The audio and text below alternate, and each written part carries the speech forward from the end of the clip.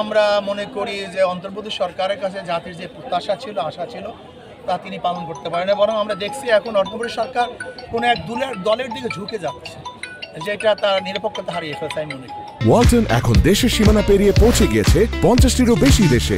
ওয়ালটন, ঘরে ঘরে বিশ্বজুড়ে। নির্বাচন বর্জন করার কোনো বক্তব্য আমরা এখনো দিইনি।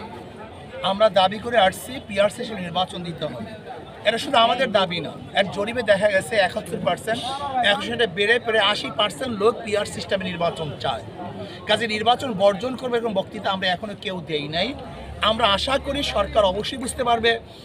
এমনকি ঐক্যমত্য কমিশনের যে প্রধান আমাদের আলী রিয়াজ সাহেব, তিনিও কিন্তু সবসময় পিআরের কথা বলে আসছেন যে পিআরসি নির্বাচন হলে এটা বাংলাদেশের নির্বাচনের সবচেয়ে নিরাপদ নির্বাচন এবং এই নির্বাচনের সমস্ত ভোটের অধিকার বাস্তবায়ন হবে এবং সমস্ত ভোটটা কাজে লাগবে। এই বক্তব্য কিন্তু তারও ছিল। কাজে আমরা চাই এই বর্তমান প্রেক্ষাপটে অবশ্যই পিআরসি নির্বাচন দিতে হবে।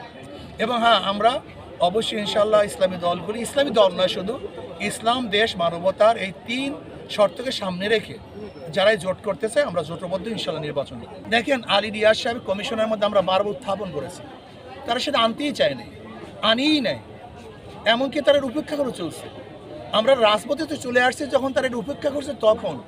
এর আগে তো আমরা মাঠের টেবিলের মধ্যে সমাধান করার চেষ্টা করেছি, হাজারবার চেষ্টা করেছি, কিন্তু উত্থাপনই করে নেই। এটা তারা প্রস্তাব আকারে আনিয়ে নেই। দেখেন, যেই জিনিসটা প্রায় অধিকাংশ দলরা যেই পিআর সিস্টেম নির্বাচনটা দাবি করছে সেটা প্রস্তাবই আনি না, এটা কেমন কথা হলো? এর জন্য আমরা রাজপথে চলে আসছি জনগণের স্বার্থের জন্য। আর আমরা মনে করি যদি সেখানে টেবিলে এটা সমাধান করা সম্ভব না হয় তাহলে আপনি রেফারেন্ডাম দেন, আপনি গণভোট দেন। যদি জনগণ ডিসাইড করে পিআর তারা চায় তাহলে আমরা মানবো, যদি জনগণ অপছন্দ করে মানবো না, সমস্যা কি? আমরা মনে করি পিআরের বিপক্ষে যারা কথা বলে তাদের কথার আসলে খুব বেশি যুক্তি নেই। যদি যুক্তিই থাকতো তাহলে বাংলাদেশ গোটা দুনিয়ার মধ্যে যেই পরিমাণ কান্ট্রির মধ্যে নির্বাচন হয় তার মধ্যে 91টা দেশে নির্বাচনের পিআর করতে। খবরের কাগজ, নিখাত, নির্ভীক, নিরপেক্ষ।